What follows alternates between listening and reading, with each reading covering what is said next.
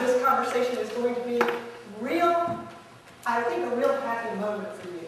The second part of that definition says that a missional church is primary focus is serving outward, on mission with God, bringing God's love alive in your neighborhood and beyond.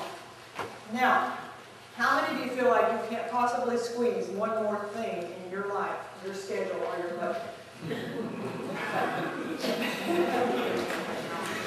This is good news for you, because part of the whole experiment that we're on together is to try to show us that this is not, remember we talked about attractional church? Remember we talked about how hard we all work to try to be everything and win everyone and have all the latest beautiful gimmicks and gizmos and all this lovely stuff? I want you to think about the early church of Jesus. How big was their budget? Okay.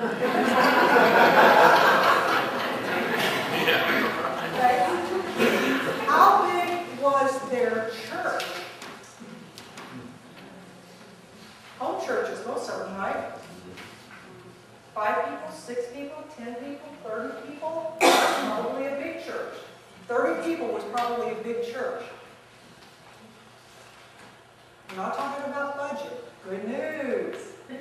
We're not talking about size. Remember, 80% of American churches are your size. You're where the rubber meets the road. You are the kingdom of God. Don't let anyone, including you, despise your church. All right? It's real important. But the primary focus was outward. Now here's a staggering statistic that I learned years ago that just blew my mind. 100 years after Jesus came out of the tomb, 100 years later, half the people of the planet had declared themselves Christian.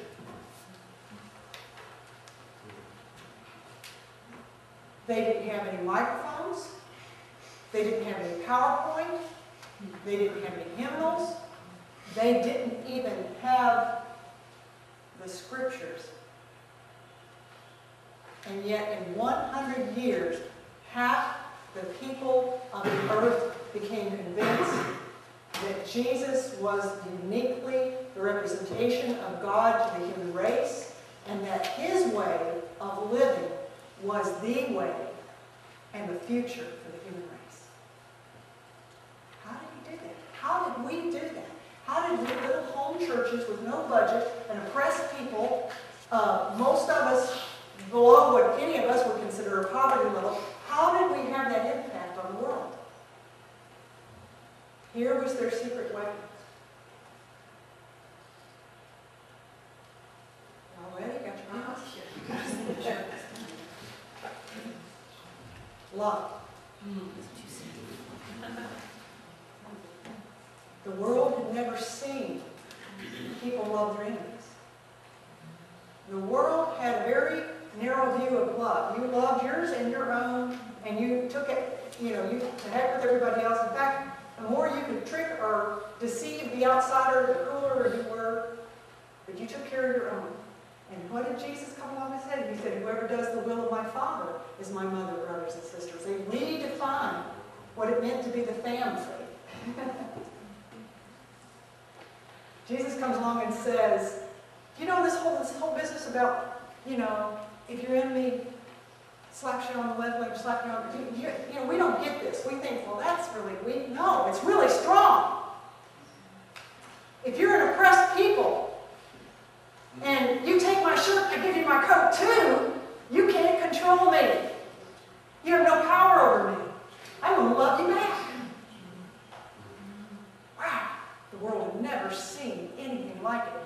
And that is the power that Christ puts in our hands to change our world.